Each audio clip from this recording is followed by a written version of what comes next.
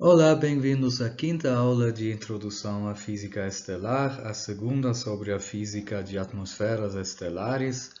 Na primeira, a gente falou sobre o campo de radiação, sobre absorção e ligado a esta opacidade.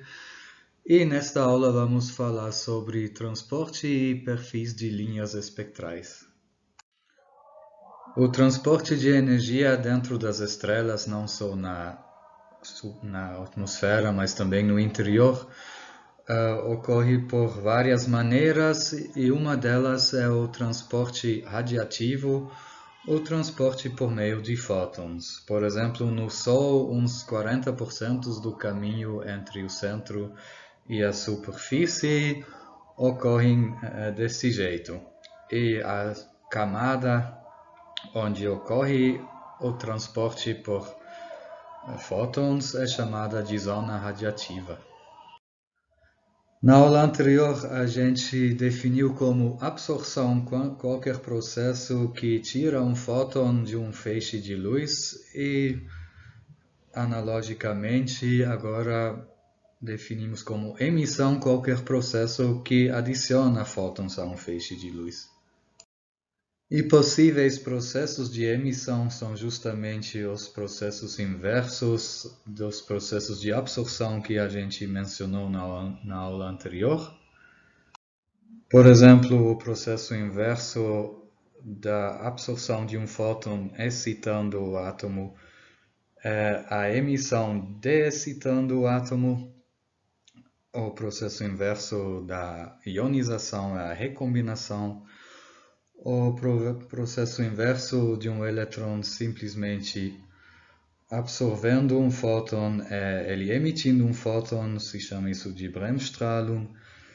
E, por último, o processo inverso desses espalhamentos, Thomson, Compton ou Rayleigh, também são espalhamentos, só que no caso o fóton é espalhado para dentro do nosso raio, em lugar de ir para fora. E no transporte radiativo, os dois processos acontecem constantemente, absorção e emissão, ou melhor dito, reemissão. E devido a esses constantes absorções e reemissões, os fótons fazem o seu caminho dentro da estrela por algo que se chama de passeio aleatório. Eles viajam um pouquinho, são absorvidos, são reemitidos e viajam um pouquinho numa outra direção, etc. E de uma emissão até a próxima absorção, eles viajam em média aquela distância que a gente determinou na aula anterior, o percurso livre médio. Isso é uma grandeza estatística, né? Que não quer dizer que cada vez eles viajam exatamente aquela distância, mas em média, entre muitos choques, a distância média que eles fazem entre dois choques é o percurso livre médio. E aí, depois de cada choque, eles são reemitidos em alguma outra direção aleatória, o que vocês veem nessa figura aqui, que é justamente o tal do passeio aleatório. E a gente quer saber por qual distância os fótons se deslocam, em média, depois de N choques. De novo, se trata de uma grandeza estatística, um valor médio. Alguns fótons vão viajar muito mais que isso, alguns fótons vão viajar muito menos que isso. A gente não sabe porque realmente é aleatório, mas a gente consegue sim determinar um valor médio mediado sobre os passeios aleatórios de muitos fótons. Bom, podemos escrever o deslocamento que o fóton faz como soma de todos os deslocamentos entre choques. E vamos calcular o produto escalar desta distância d consigo mesmo, que é simplesmente a soma de todos os produtos escalares de pares desses trechinhos daquele d composto, igual como você calcula o quadrado de uma soma de números. Podemos escrever esta soma também desta maneira. Vamos reescrever os dois lados. Esse d.d podemos escrever como d em quadrado. Vocês lembram de geometria analítica que o produto escalar de um vetor consigo mesmo é o quadrado do seu módulo. E do lado direito distinguimos entre termos que consistem de duas vezes o mesmo trecho ou de dois trechos diferentes. Termos que consistem de duas vezes o mesmo trecho também são o quadrado do seu módulo, e já que cada um é L, temos L em quadrado como produto escalar de L1 vezes L1 ou L2 vezes L2, etc.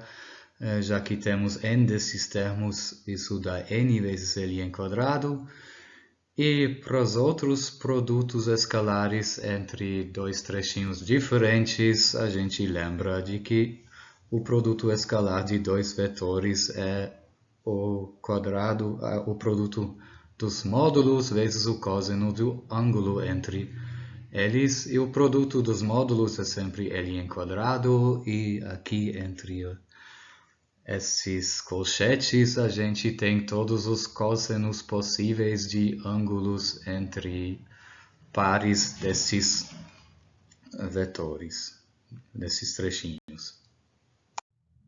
E isso podemos escrever desta maneira também, como uma soma sobre todos os i e todos os j diferentes de i dos cossenos θ e j, onde é óbvio como é definido θ e j.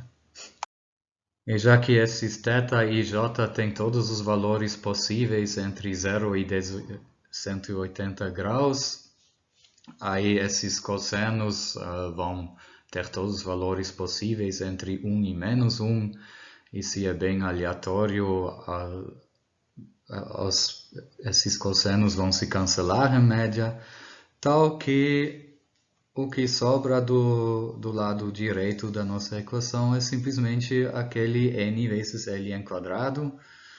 Aí, para obter o d em lugar do d em quadrado, temos que tirar a raiz. Então, temos raiz de n vezes L vezes o percurso médio, percurso livre médio, tal que podemos dizer em resumo, em média, depois de n passos, n choques, os fótons se deslocam por uma distância de raiz de n vezes L, vezes o percurso livre médio.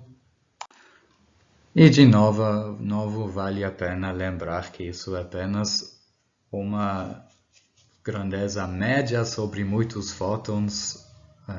Alguns fótons viajam muito mais, alguns menos do que esta distância em n choques. E sabendo isso, podemos calcular a profundidade óptica em função do número de choques ou vice-versa. Lembrando que a profundidade óptica é a distância percorrida pelos fótons em unidades do percurso livre médio. Então vamos lá, para percorrer uma distância d, o fóton precisa de d menos d dividido por L em quadrado passos. Mas como dito, d sobre L é justamente a profundidade óptica. Então podemos dizer que para percorrer uma certa profundidade óptica é preciso de justamente o quadrado desta profundidade óptica, número de passos. E então, já que a distância percorrida vai só com raiz do número de choques ou com raiz do tempo, este método de transporte pode ser muito lento. A gente vai ver na aula do Sol de que para a radiação atravessar a zona radiativa do Sol, a radiação leva uns 170 mil anos. Vamos agora desenvolver uma equação chamada equação de transporte. E para isso precisamos dos resultados sobre absorção da aula anterior. E agora vamos fazer algo bem similar para a emissão. Se temos emissão, a intensidade do nosso raio aumenta. E igual como no caso da absorção, a gente quantifica esse aumento infinitesimal em função do trechinho infinitesimal percorrido ds, e este aumento infinitesimal também vai ser proporcional à densidade do nosso gás, mas não necessariamente à intensidade do nosso raio, afinal, não é necessariamente nosso raio que causa a emissão, mas vai ser dado por alguma coeficiente chamada coeficiente de emissão, com unidades de metro por segundo cúbico por terra-radiante. Bom, mas em geral temos os dois processos, né? Então nossa variação infinitesimal da intensidade do nosso raio vai ser a soma desse termo e do termo da aula passada, da variação devida à absorção. Anotem que o termo da absorção contém a intensidade do raio e o termo da emissão não. Dividindo os dois lados pela densidade, pela opacidade e por menos 1, quer dizer, trocando de sinal. E assim obtemos do lado esquerdo algum número negativo vezes a variação da intensidade por unidade de trecho percorrido.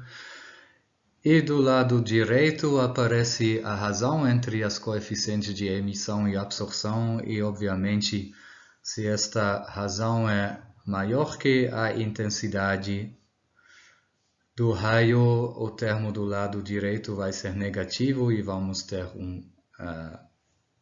uma variação positiva da intensidade, e se o J sobre K é menor que a intensidade, aí vamos ter um valor positivo do lado direito e dIds vai ser negativo. Então podemos dizer que a razão entre esses dois coeficientes determina se a intensidade do raio aumenta ou diminui, e esta razão chamamos de função de fonte. E podemos substituí-la na equação de cima, tal que obtemos agora esta equação aqui, que é chamada de equação de transporte radioativo, ou simplesmente radiativo, ou simplesmente equação de transporte. Bom, copiando esta equação para o novo slide, aí vou repetir o que eu já falei. No slide anterior é fácil de ver que se a intensidade do raio é menor que a tal da função de fonte, aí a variação da intensidade por unidade de trecho percorrido é positivo, ou seja, a intensidade do raio aumenta ao longo do percurso. No caso oposto, se a intensidade é maior que a função de fonte, a intensidade diminui. E se a intensidade é justamente igual à função de fonte, aí a variação é nula, ou seja, a intensidade permanece como está. Isso é o caso se a radiação está em equilíbrio com o gás.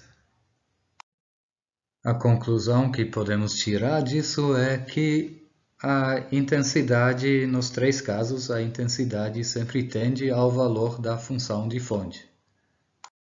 E resolvendo esta equação diferencial, que não é difícil, mas não vamos fazer, mas é um bom exercício caso vocês querem pelo menos comprovar que esta função satisfaz a equação de cima no slide, e tomando como intensidade inicial algum valor I0, chegamos nesta função de intensidade em função da distância percorrida.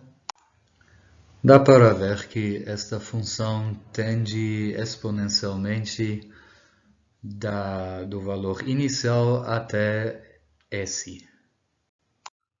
Aqui uma tentativa de mostrar isso como gráfico. Nosso raio atravessa o meio que tem a função de fonte S e do lado direito a intensidade do raio em unidades da intensidade inicial.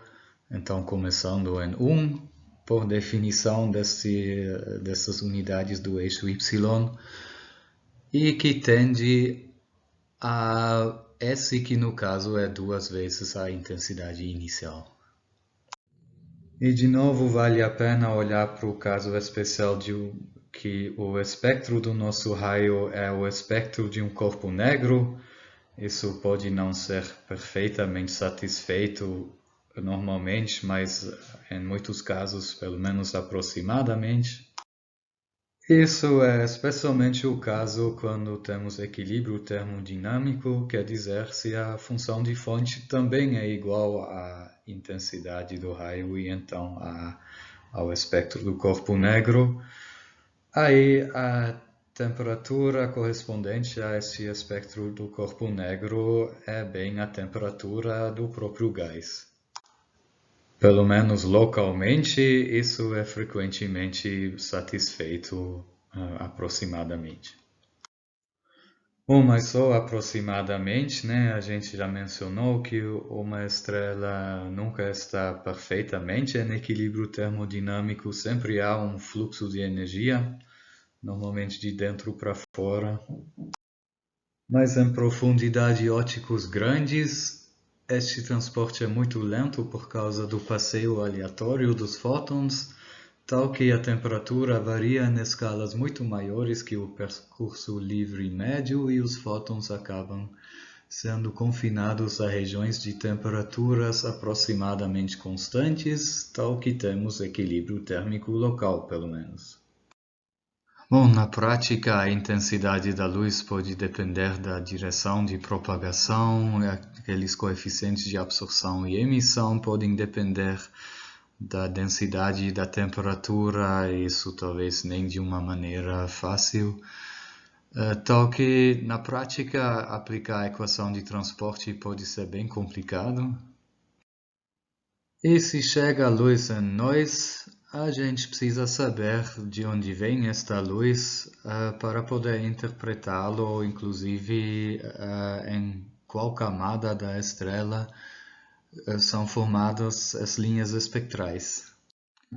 Na equação de transporte, alguns slides atrás, apareceu 1 sobre kρ ds, e esse kρ ds é nada outro do que a variação infinitesimal da profundidade ótica. Então podemos escrever a equação de transporte também como derivada da intensidade não na posição, mas na profundidade ótica.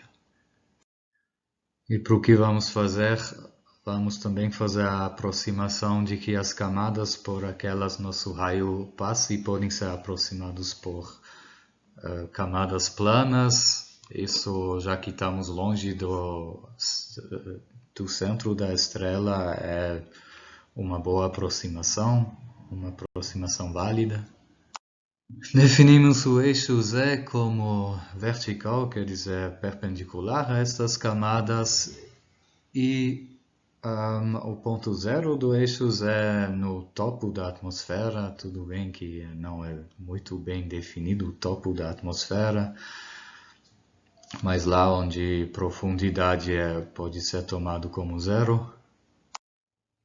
Aí a profundidade ótica numa profundidade geométrica Z, distância Z da superfície, atenção, o Z é negativo no caso, é obtida integrando kρ daquela posição Z negativa até a superfície em Z.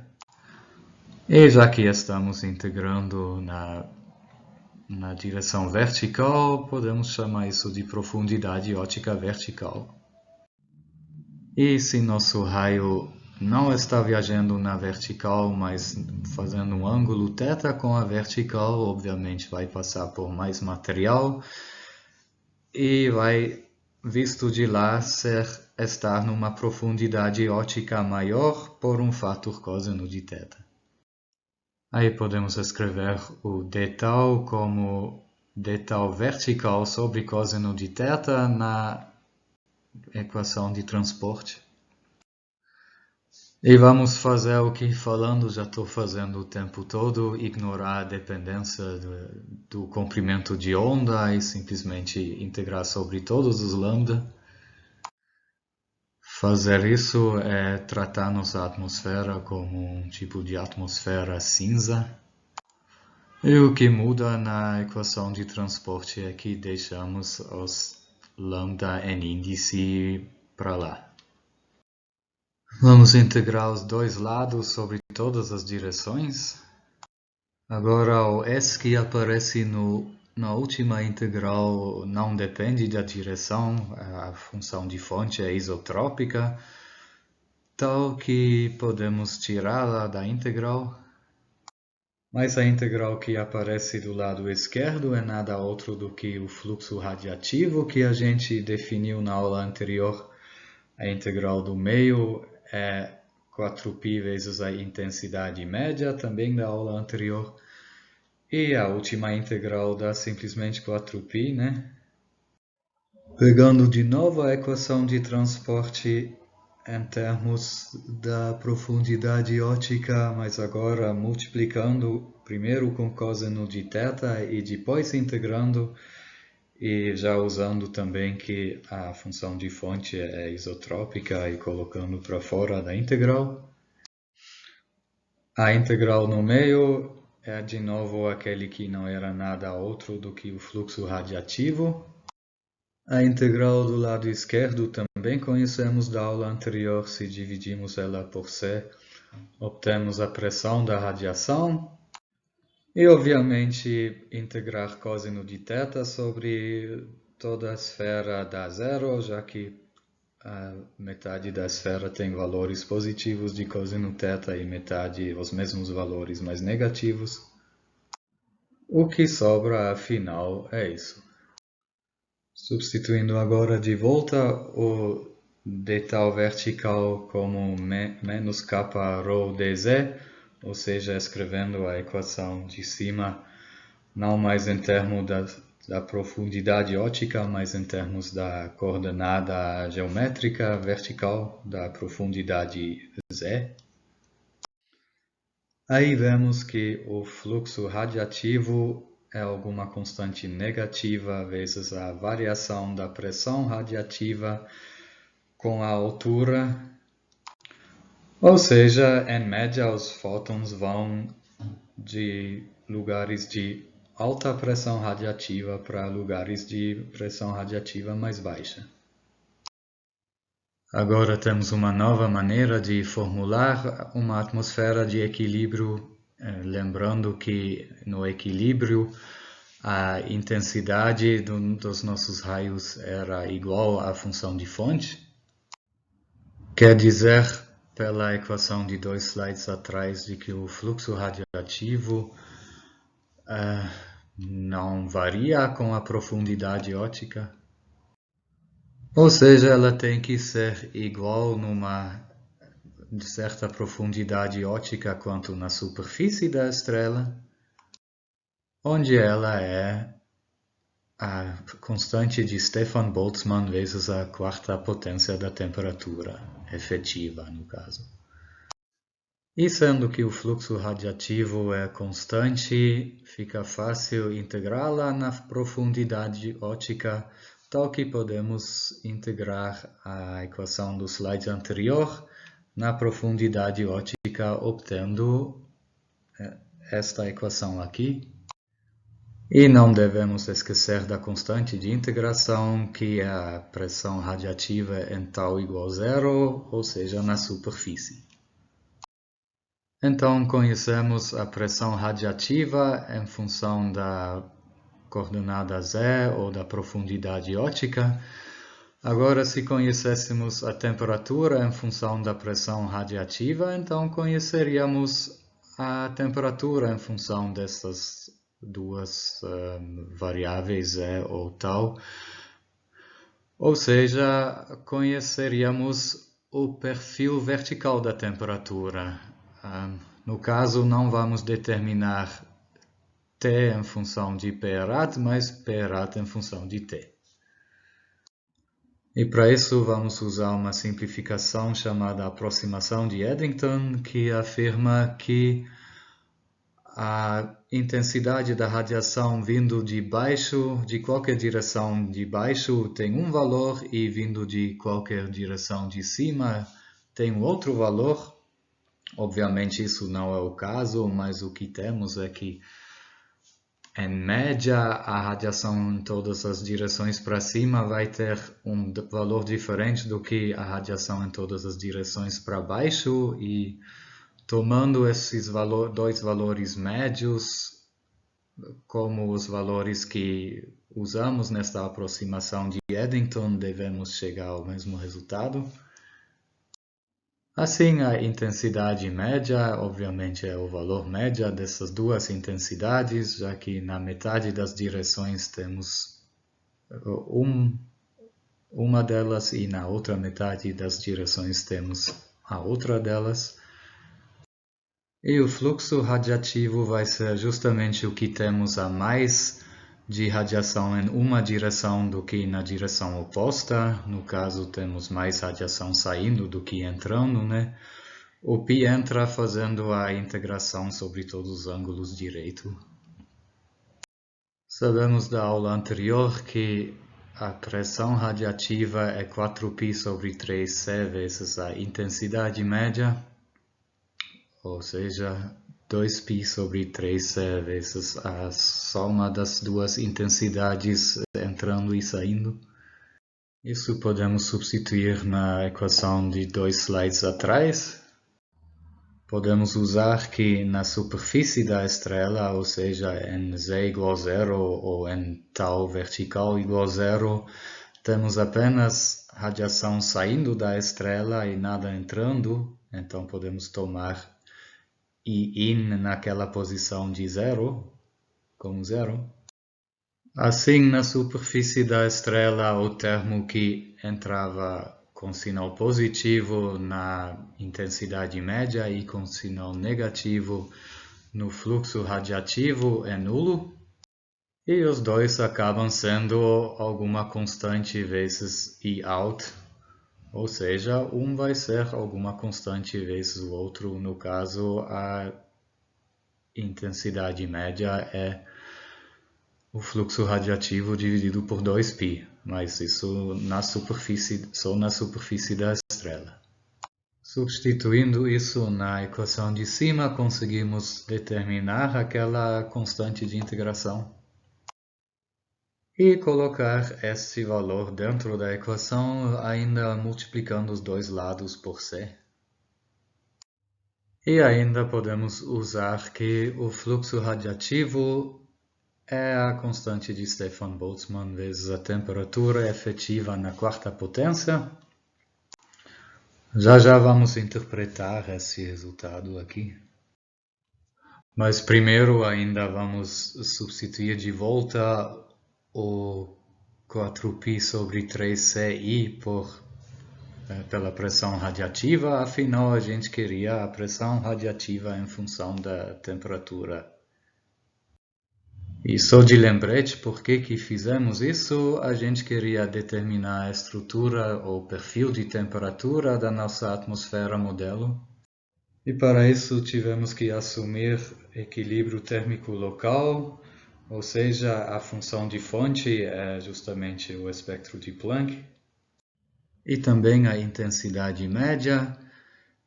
E segundo a lei de Stefan-Boltzmann, isso ainda é igual a constante de Stefan-Boltzmann vezes a quarta potência da temperatura sobre π. Explicitando o t na quarta e substituindo o I média do slide anterior, e dá para ver que esse t na quarta vai ficar igual Te na quarta se tomamos tal V como 2/3. Aí os 3/4 se cortam com os 4/3, né? Isso significa que a posição na estrela onde a temperatura é igual à temperatura efetiva é justamente lá onde tal V é 2/3, onde a profundidade óptica é 2/3. Então, a nossa superfície da estrela, aquela que nos define a temperatura pela lei de Stefan Boltzmann, fica a uma profundidade óptica de 2/3. Então podemos dizer que se olhamos para uma estrela, vemos luz vindo das camadas exteriores de várias profundidades ópticas, mas em média a luz vai corresponder à luz que vem da profundidade óptica de 2/3. Isso nos explica um fenômeno chamado de escurecimento de bordo, ou em inglês limb darkening, o fato de que numa imagem do Sol, ou qualquer outra estrela também, se você pudesse tirar uma imagem de perto, as bordas do disco na imagem aparecem mais escuras do que o meio do disco. A explicação é simples. Se você consegue olhar exatamente até uma profundidade óptica de 2/3, aí você consegue olhar mais fundo no meio, onde nosso fator 1 sobre cosseno de θ é 1, do que perto das bordas, onde o nosso fator 1 sobre cosseno de θ é muito maior que 1, então as camadas exteriores têm profundidade óptica maiores, então a gente consegue olhar menos fundo naquelas regiões do que no meio.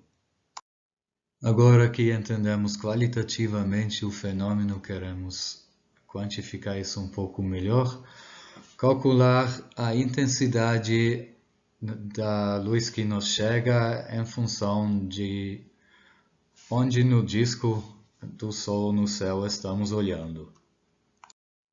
Aí começamos de novo com a equação de transporte. Multiplicamos dois lados por e elevado a menos tau lambda e jogamos o termo com I lambda para o outro lado.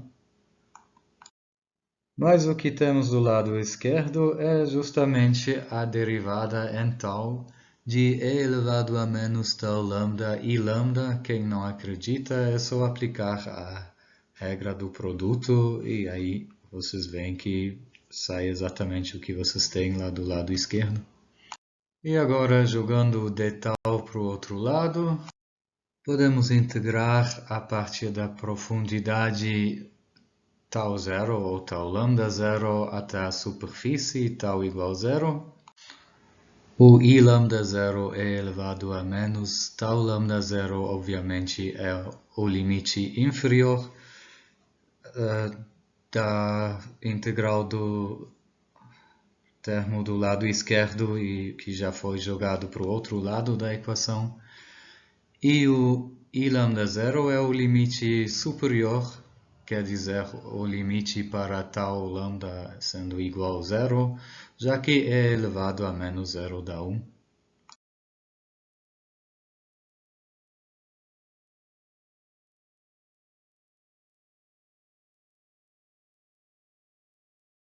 E o que queremos é calcular a intensidade em função do ângulo θ, já que a posição no disco no céu onde olhamos é uma função de θ. Aí temos que substituir o tau do slide anterior por tau vertical dividindo por cosseno de θ. E a equação do slide anterior toma esta forma. Podemos dizer que os raios iniciam bem fundo na estrela numa profundidade óptica muito grande, tal que podemos tomá-la infinita.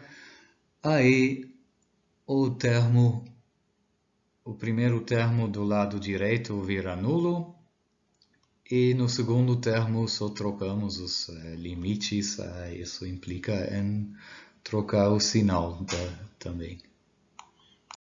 Linearizando a função da fonte em função da profundidade ótica vertical, conseguimos resolver a integral do slide anterior, dá esse valor aqui. Agora só falta determinar o A e o B. E dá para fazer isso fazendo a aproximação de Eddington e supondo equilíbrio térmico local. Não vamos fazer isso, mas o resultado vocês veem aqui. E já que no centro do disco do Sol o θ é zero, aí a intensidade vai ser justamente A mais B e podemos escrever a intensidade em outros ângulos θ dividida pela intensidade central desta maneira. Aí podemos cortar por 5 sigma sobre 4p vezes TE na quarta. E o que sobra é simplesmente 0,4 mais 0,6 cosseno de θ, o que concorda bem com as medidas. Talvez tudo o que fizemos na aula anterior e nesta não seja a coisa mais fascinante, mas era necessário para conseguir interpretar os perfis de linhas espectrais. Olhando com alta resolução espectral para uma linha espectral, aqui uma linha em absorção, se vê que ela tem uma forma, um perfil. Como se mede então a intensidade de uma linha desses? Tem várias maneiras, uma das mais usadas é chamada largura equivalente. Ela se mede assim, você determina a largura que teria uma linha que tem a mesma área, mas cuja altura é exatamente a altura do contínuo. Acho que esta figura deixa isso mais claro. No caso, a área em cinza é a mesma do que a área entre a linha que faz a continuação do contínuo e a própria linha espectral. Aí a largura desta área cinza chamamos de largura equivalente. Uma outra medida seria a largura à meia altura, ou em inglês full width at half minimum, abreviado por FWHM. Para esta você olha onde a linha tem o valor média entre o valor do contínuo e o valor do ponto mais baixo da linha, no caso de absorção, e no caso de emissão, no ponto mais alto da linha, e mede a distância entre os dois pontos onde isso é o caso. Acho que o nome também já deixa claro o que é isso. Esta linha a gente chama de oticamente fina, porque ela não vai até o fundo. Isso nem sempre é o caso. Tem linhas onde, em certa faixa de comprimentos de onda, toda a luz é absorvida, a linha é saturada. Aí isso seria uma linha oticamente espessa. E mais cedo nesta aula vemos que se vê num dado comprimento de onda até profundidade ótica 2/3, isso vale também para os diferentes comprimentos de onda que compõem a linha espectral.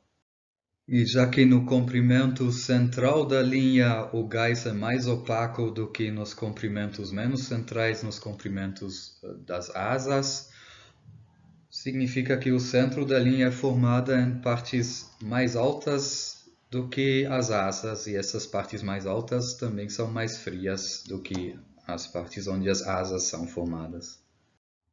Mas por que então uma linha espectral tem esse perfil? Porque ela não é uma função delta?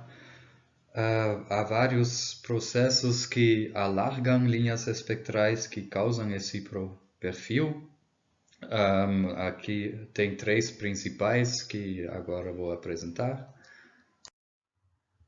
Esta vocês já devem conhecer da disciplina física quântica, como todas as grandezas, as energias dos níveis inferior e superior envolvidas na linha têm uma incerteza intrínseca. E segundo o princípio de incerteza de Heisenberg, esta incerteza na energia, especialmente na energia superior das duas energias envolvidas, é relacionada com o tempo de vida do estado excitado. Mais precisamente, o produto dos dois nunca é menor do que a constante de Planck reduzida dividido por 2. E esta incerteza nos níveis de energia traduz para uma incerteza no comprimento de onda da linha que surge na transição, que aqui é dada por esta fórmula. Obviamente também é inversamente proporcional ao tempo de vida do estado superior delta T0, e para a maioria das linhas espectrais é da ordem de 10 a menos 5 nanômetros. Outro processo que alarga linhas espectrais é o efeito Doppler, que vocês conhecem bem, aquele efeito que faz que fontes de luz que estão se aproximando, a luz que chega a nós é um pouco deslocado para o azul em relação ao referencial da fonte, e se a fonte está se afastando, os comprimentos são deslocados um pouquinho para o mais longo, para o vermelho. E no caso são as partículas da atmosfera estelar as que fazem a absorção, que estão em movimento térmico. E este alargamento da linha espectral vai ser proporcional à velocidade térmica das partículas, que é a raiz de 2 vezes a energia cinética dividida pela massa deles, já que a energia cinética é meio mv², e a energia cinética é proporcional a k Boltzmann T.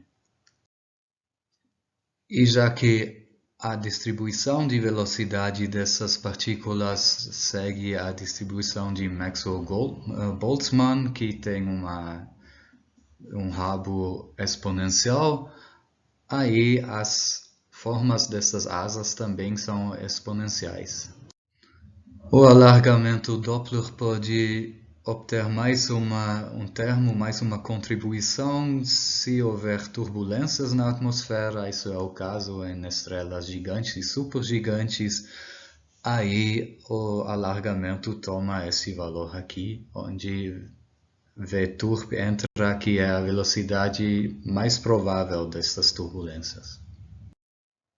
Linhas espectrais também podem sofrer alargamento por colisões entre as partículas e normalmente com íons por perto, por campos elétricos ou por pressão. Pelo perfil da linha, isso é difícil de distinguir do alargamento natural. Se chama este perfil de damping ou Lorentz profile em inglês. Uma deduçãozinha quanto a isso.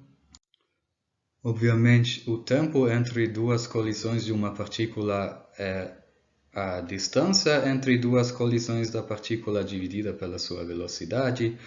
E o tempo médio, então, é a distância média dividido pela velocidade. E a distância média é nada outro do que o livre caminho médio, né? Substituindo os valores para o livre percurso médio e para a velocidade da partícula, que é a mesma que antes, a velocidade térmica. E quanto mais tempo leva entre colisões, tanto menor é esse alargamento da linha.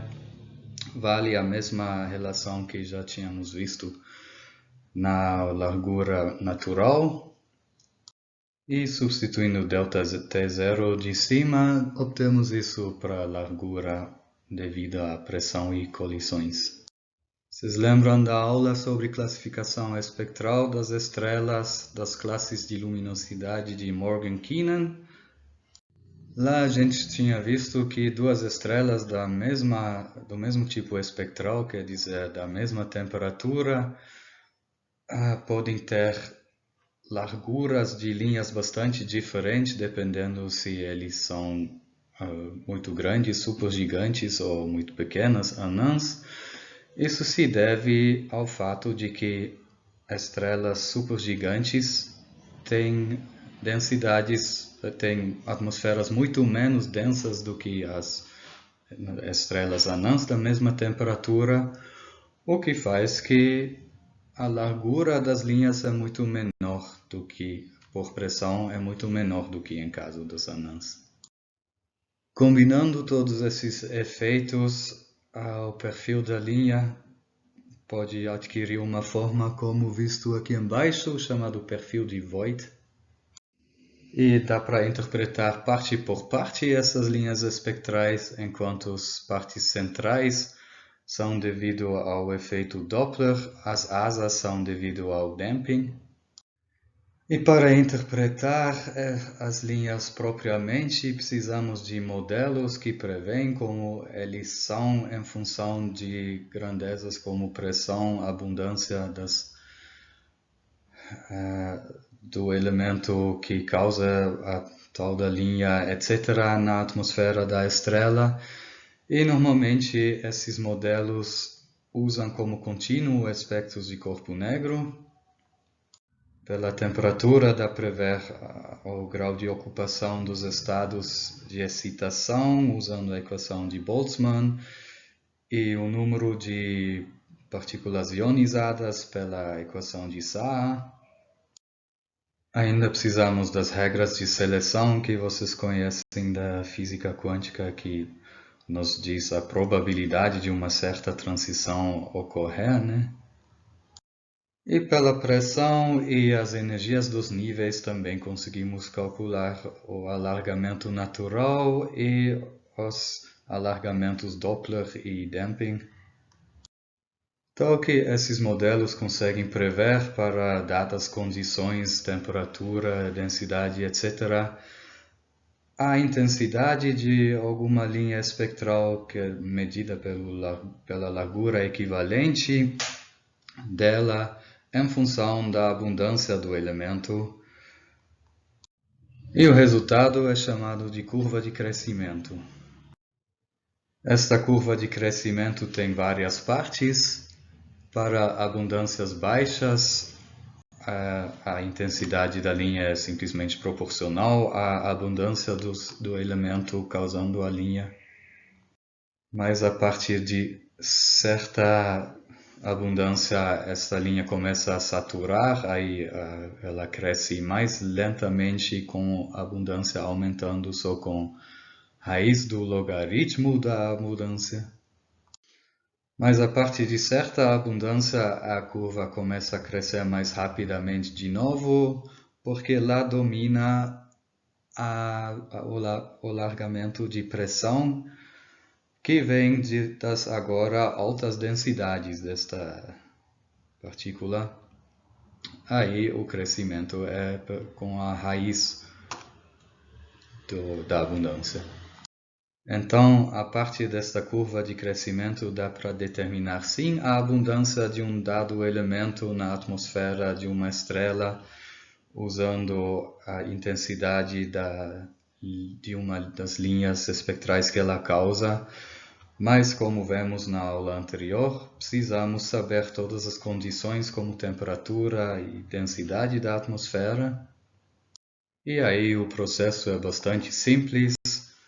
Você mede a largura equivalente da linha e olha a que valor de abundância do elemento isso corresponde. Esses modelos de atmosferas estelares são bastante complexos. Você precisa de computadores para eles. Eles subdividem a atmosfera em camadas finas e para cada camada calculam a contribuição de cada processo para o espectro. Então entram a física desses processos, mas também as equações do equilíbrio hidrostático, termodinâmica, mecânica estatística e quântica, as equações de transporte de energia por radiação que a gente viu nesta aula e na anterior, e por convecção que a gente vai ver nas próximas duas aulas.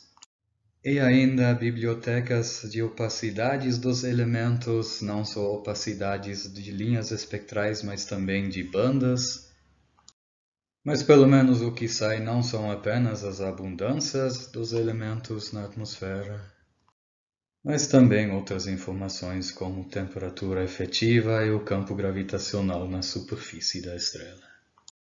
E são basicamente esses três parâmetros: metalicidade, gravidade na superfície da estrela e temperatura, que determinam o espectro de uma estrela, pelo menos nos modelos, mas aparentemente também na vida real, espectros observados de estrelas,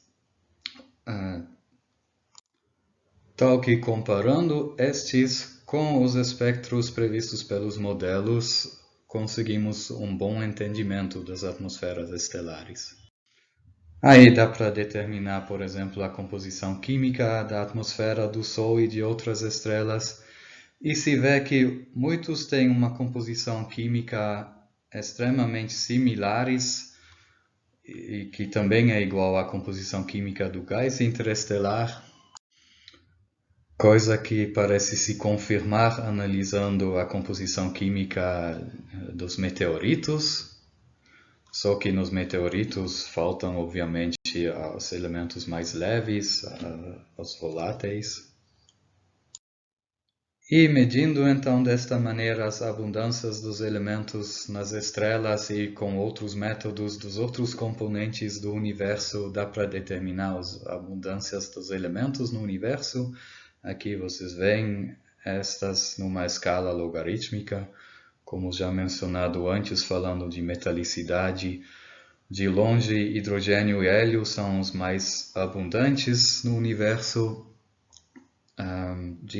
Atrás disso vêm os elementos chamados elementos alfa, carbono, oxigênio, nitrogênio.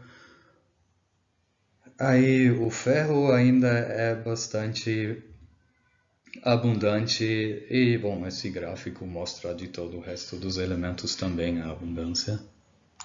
E é impressionante como a composição química do sistema solar reflete muito bem a composição química do universo como um todo.